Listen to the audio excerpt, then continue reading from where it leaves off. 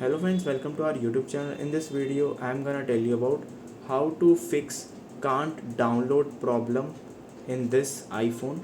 So I'm telling you in full process.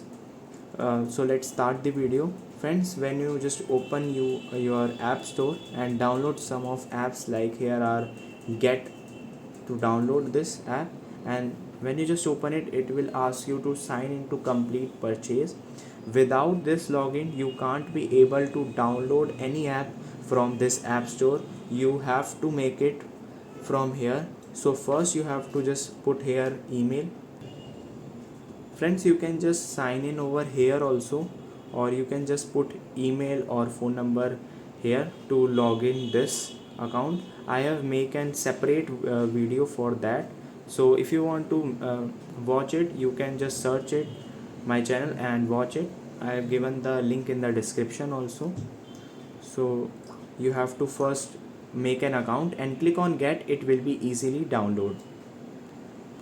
I hope you like this video. If you like this video, then subscribe to our YouTube channel for more helpful tips and tricks videos. See you next time.